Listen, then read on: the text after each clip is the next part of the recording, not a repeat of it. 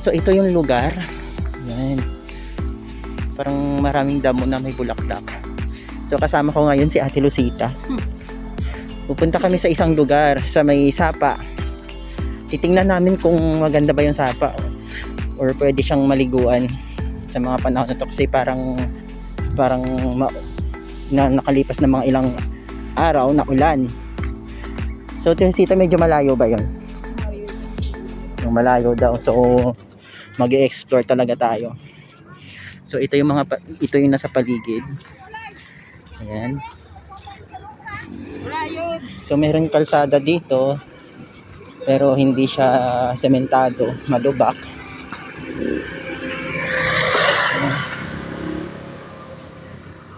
Saan po yung daan doon? Diretso pa? Pag ganun, ikot tayo. Sige. So maganda yung ano nila dito lugar, parang malamig. Ito ay hindi.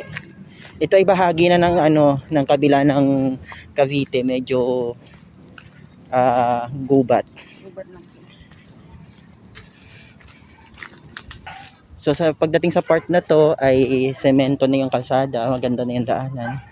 So ngayon may baon akong tubig tsaka wallet. Hindi ko alam kung may mga tindahan doon. Maraming tindahan doon. Ayan. Ang laki puno ng ipil-ipil. Talagang ang ganda ng lugar. Siya may baka, may taniman, may kambing.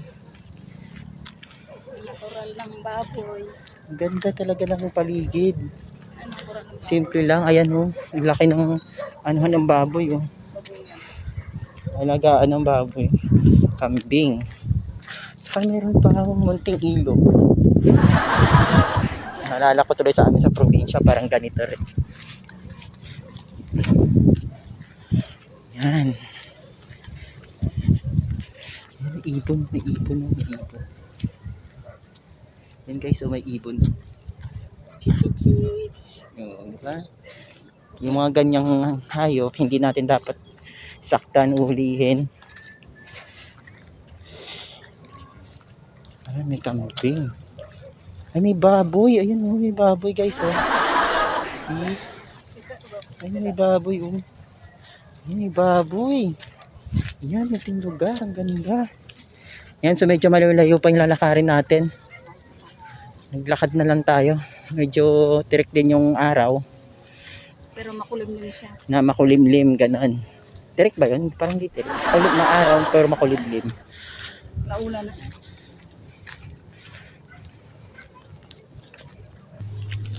Yun. So dito makikita nyo puro puno ng mangga.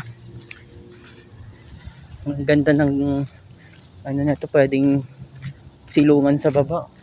Malilim, tsaka malamig-lamig. Tapos meron din doon bahay na sira.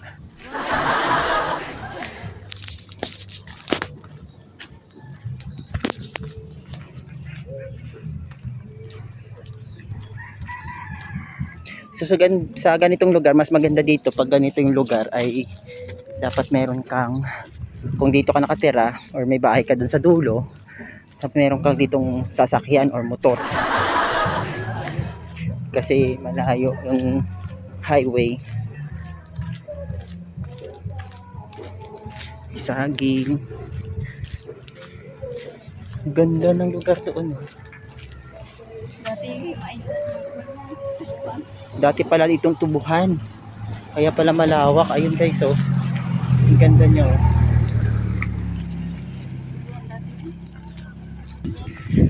So dito may munting tindahan. Tamang-tama yung may dala tayong pera. Marami pa palang tao dito sa dulo. May mga aso. Ayun, may mga aso. So medyo malayo-layo pa yung lalakarin natin bago tayo makarating doon. Explore lang muna tayo. Tapos meron pala ditong plaza. Maliit na plaza. Ayun. So nakikita mo meron silang mais na binibilad. Ayan po yung mais. Ayan.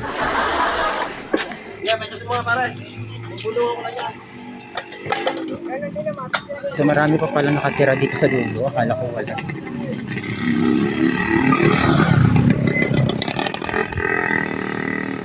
So dito yung kalsadang yun. Hanggang doon pa tayo sa dulo. Yung lalakarin natin. Dito naman sa bahaging ito. Yan, malawak. Siguro ito dati ay maisan. Ay, oo nga, maisan nga rin, no? Yan ang mais ng katanin. Ayun, ang daming mais, oh. Nagka-culture siya ng mais dito. Ang ganda ng ganitong lugar, no? Payapa. Malayo sa syudad. Parang nakaka-relax yung paligid. Ayun, ang dami nilang mais. Ayan. So may baka. May mga bibi. May Ayun, baka. bibi. Tapos may mga bibi. Ang ganda ng bibi doon, no? Ayan na. Siswimming sila. Ang dami nila. Tapos may mga baka. Ayan. Diba? Lapad ng maisan, no? Ang ganda. Siguro pag mag-harvest, ayun, no, sa dulo may malapit nang i-harvest. Siguro pag i-harvest nito, ang saya dito, no? Ito pa, oh, may mga dragon fruit pa doon, saging. Ang lawak pa ng maisan dito, oh. Ayun, oh, ang ganda. Nakakamangha naman yung lugar na to. Parang palagay mo, parang nasa probinsya ka talaga. Ganda. Yung malawak ng maisan. Ito may mga mais na siguro. Ano ito, Tesita? Harvest na or harvestin pa lang? Harvest na. Na-harvest na pala. So sinusunog na nila. So dito sa kasi, ang pag-harvest nila dito ay nakatayo pa rin. Sa amin kasi sa probinsya, pag mag-harvest kasi talagang binubunot na namin. Kasi ipunin para wala nang lilinisan. Para susunugin na lang ito kasi yan, nakatayo pa. So kung akala ko kanina ay yung doon sa dulo ay harvestin pa lang, yung pala na harvest na. Sa lawak pa naman dito ng maisan. Yan, ang ganda dito, oh. Mahangin, maaliwalas. Parang tanggal yung problema mo sa ganito klaseng lugar.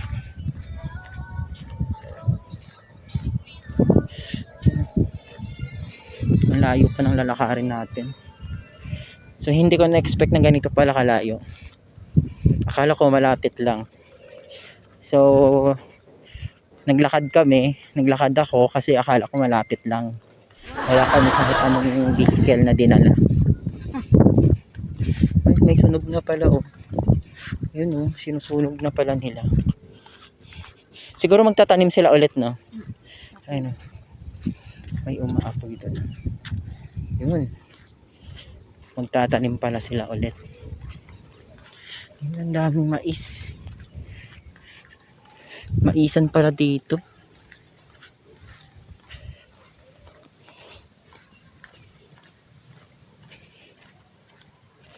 Ang lawak. Ayun, may ilog ata sa baba, oh. Oo nga, hindi natin alam kung saan ang daan. Ayun So, na, may nakalagay. Anong nakalagay dyan? ayan, so may ilog doon sa baba. Pero yung problema, Hindi namin alam. hindi namin alam kung saan yung daan papunta doon. Yan, oh. Kasi baka mamaya pumasok kami sa ganito, baka mamaya masita kami. Ito may daanan ata, oh. Hindi ah. Ay, hindi. Nakalimutan ko na.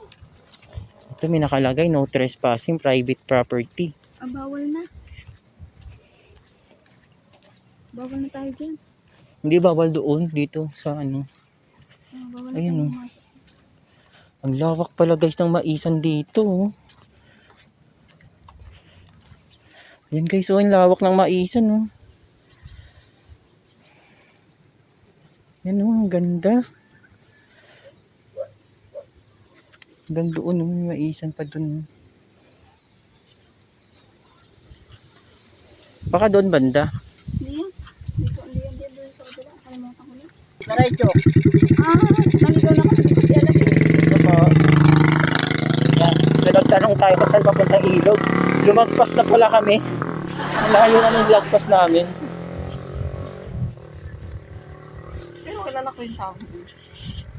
Buti ka pa dito, Ate Lucita. Ang dami mong kilala. Oo. May bitin daw. Doon pala. May uwak pala dito. Ayun guys, naririnig mo ba yan? Tumutong. Yung tataas ng mga damo dito, ano? So sa ganitong lugar, masarap dito pag mayroon kang mga tanim. Mabubuhay ka talaga dito. Tapos masarap dito pag mayroon kang alagang mga hayop tulad ng baka, kambing. Kasi tingnan mo yung paligid, oh. Buhay na buhay mga damo. Hindi mo na kailangan maghirap ng mapakain sa kanila. Katulad kanina, yung dinaanan natin, yung baboy, nandun lang sa damuhan, kumakain ng damo. Naalala ko tuloy sa pelikulang Jeepers Creepers, yung scarecrow na pumapatay ng tao. Ganito rin yung tsura. Ganda pala dito. Malayo siya, malayo sa syudad na magulo, na maingay. Kahit ganito guys, kahit medyo maano yung init, merong hangin at malamig yung ihip ng hangin.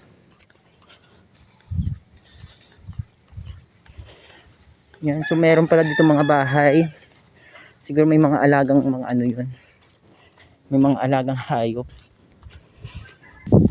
Yan, so actually nakadaan na tayo dito, bumalik lang tayo kasi lumagpas tayo. So ito na yung usok kanina, lumalakas na siya dahil sa hangin.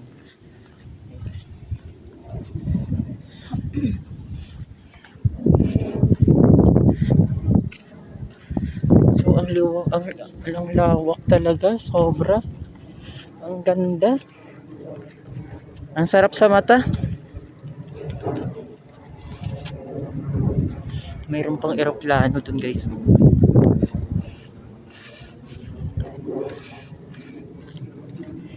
Yan, so si Ate Lucita, yan, pawis na.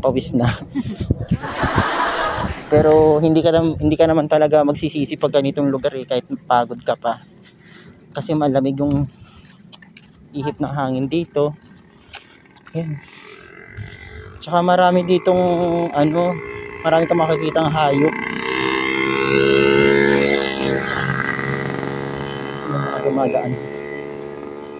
Dito masarap matuto mag-drive. Ito pala guys, pag alimbawa first time yung gumamit ng motor, kung gusto nyo matuto mag-drive, mas maganda dito. Yan ang haba ng kalsada. Kahit kotse. Kahit kotse pwede ka dito kasi once na buwangga ka man, wala kang mababanggaan kundi diretso ka dyan sa mga taniman. Yan. So may mga meeting ngayon ng mga konsyal dito kaya daming sasakyan.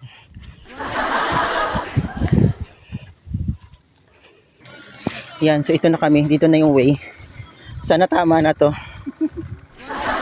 Papunta na to ng Sapa. Ang layo na nilakad natin, no? Magaling tayo doon. Lumagpas na pala tayo.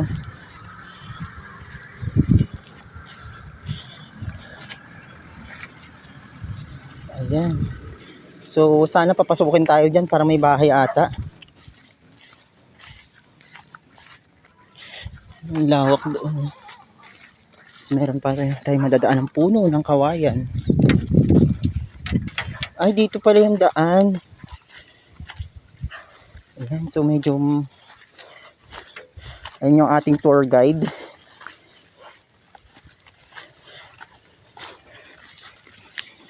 Ayan. So pa-exciting na yung daan. Ang dami nang nananabit.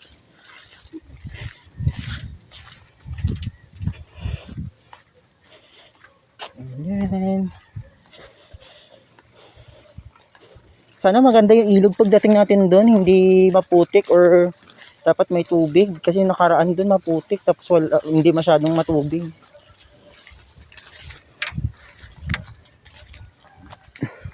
Ang daming saging dito guys ha.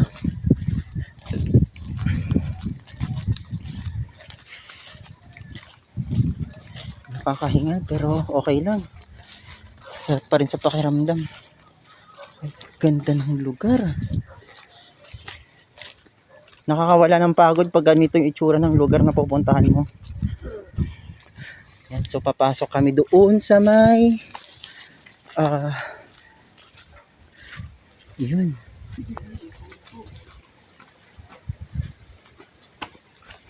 Medyo maputik-putik yung daan, guys. May mga tunog ng ibon. Yan, so pagdating dito sa loob, kahit mainit doon sa labas, kasi dito may mga puno, may nakaharang na mga dahon, malamig. Ayan, may ilog guys, kasi naririnig ko na yung naririnig ko yung kaluskos ng tubig. Pero madulas yung daan. Yan, so kailangan talaga madoble ingat ka dito kasi maputik pa.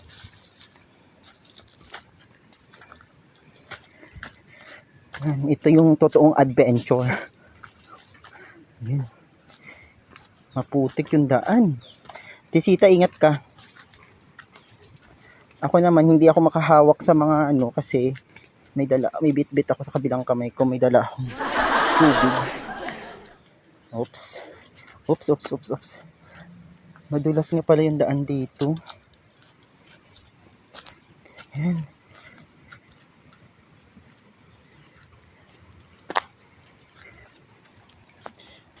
Ayun na guys. Ay, kabayo. Tikta ako madulas. Yan. Kinabahan ako dun, butik ako madulas. Ayan, nandito na tayo sa ilog. Ayun oh.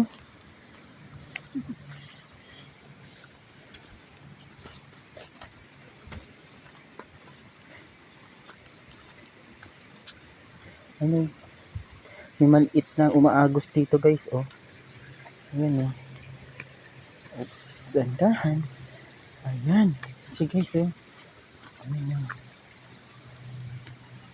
Ayan. Diretso tayo doon. May nakalagay na doon sa puno ng kawayan na no trespassing. Doon sa kawayan, papunta kila Kuya Nestor. Ayan, naririnig na namin yung agos ng tubig. Ay, medyo... Pero mas maganda ngayon kasi yung tubig ngayon ay hindi masyadong malabo. Kasi yung nakaraan kasi malabo. Ayan no. Ayan, so nandito to sa taas. So yung part na to ay medyo mataas kaya kailangan din nating mag-ingat kasi konting pagkakamali mo lang maaari kang bumagsak doon sa baba. At ang daming mga bato. Yun. So dahan-dahan.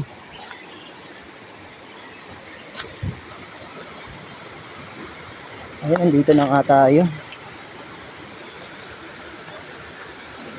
Medyo madulas-dulas yung daan.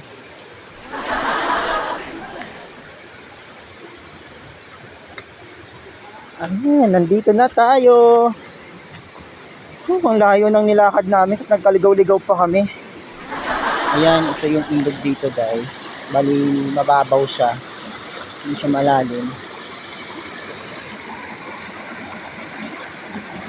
Ayan, diba? Tara, punta tayo sa tubig. Baba tayo dito guys. Yan yung mga daanan dito. Ang ganda naman ng bulaklak na ito. Ayan. So may damit pa, siguro may naligo dito. Ayan siya guys, oh. Ang ganda ng ilog. Ayun, punta tayo din sa kabila, oh, para may batis dun, oh. Parang may Sige, Ate Bisita, kaya mo yan. Tawid ka na. Kasi nakapantalon siya. Ayan.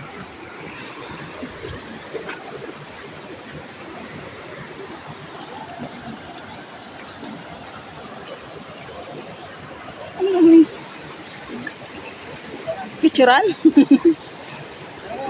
Ano? Videohan kita? Malalim. Hindi ko na. Malalim pala yung bahaging yun. So, Ay, doon tayo dadaan sa taas. Tara. Medyo malalim yung dinaanan natin. So, try natin dumaan dito sa taas. Ayun. Adventure. Ang ganda ng ano nito. Oh. Ayan. Ayun, no? Kasi doon, gusto kong pumunta sa dulo, parang meron siyang busay.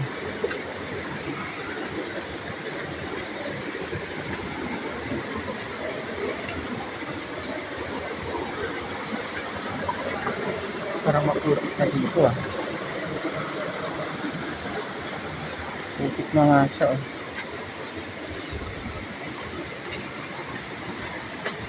Sana hindi ako madulas. Ayan. Medyo nakakakaba.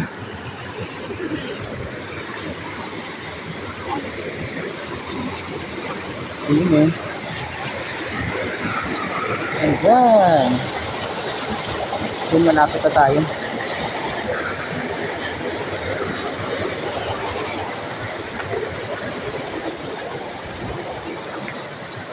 Try natin bumaba, lumusong dito kung malalim. Ay, mababaw lang siya.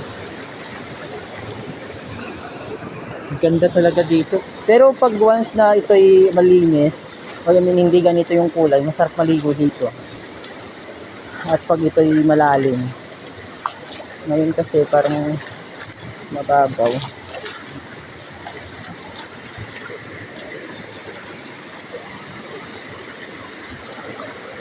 Ayun o, ang ganda doon o. Ang agos ng tubig galing sa taas. So baka malalim dito. Malalim tayo dito. Hindi.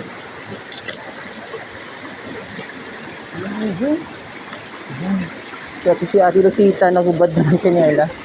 Takot siyang madulas. Ayun o. Yung tubig galing sa taas. Napakaganda nga naman. So, parang explore pa tayo sa dulo. Oops, parang medyo malalim dito. Part na to.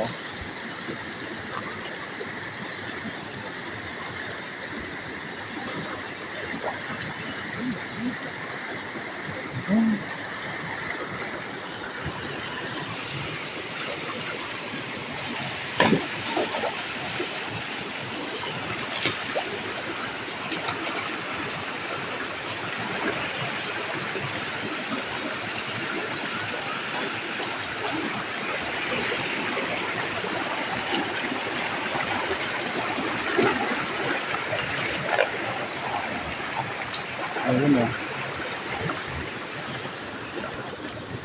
Yeah.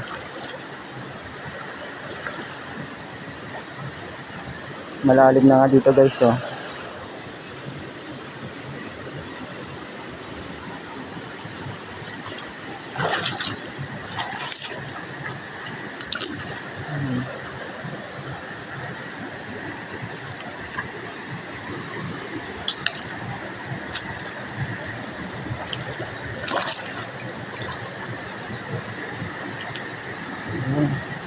Medyo palalim na ng palagim. Ang lalim na. Ang lalim. Ang lalim na dito. Balik tayo. May dadaan. Doon sa kabila dadaan.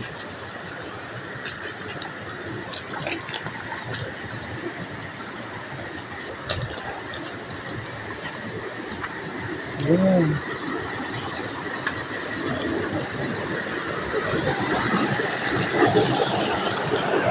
Ang ganda dito.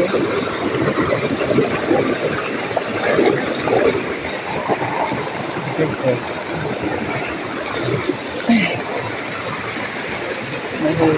Ay, kaya pala may nakaharang dito.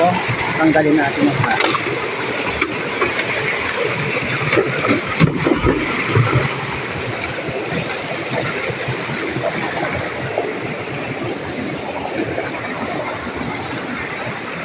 Yan. Ang ganda ng ilog dito. Oh.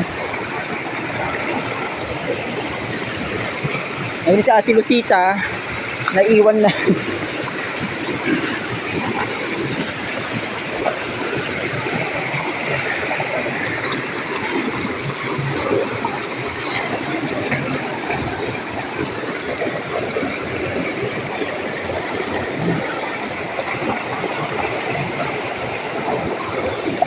Ang ganda ng ilog dito guys, oh. Ayun, oh.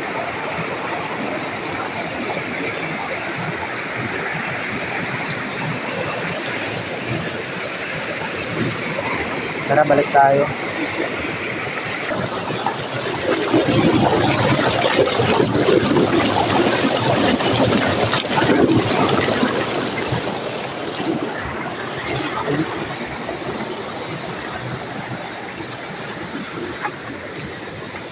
Balik tayo sa dulo.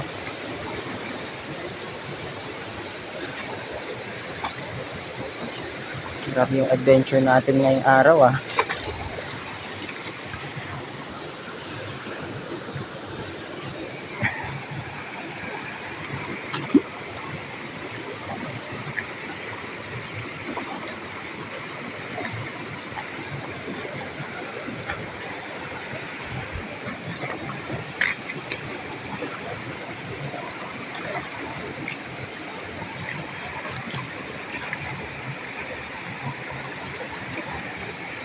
Yan.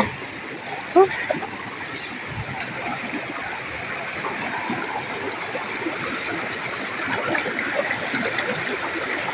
Ang sarap sana maligo dito eh. Bali sa susunod, bibisitahin naman natin yung ilog doon sa kabila. Ayun, nagsiselfie na si Ate Lucita. Kabila kasi meron pang ilog doon. Yung ilog naman sa kabila ay maganda yun puntahan kasi pwede tayong maligo doon. Ang ganda ng view.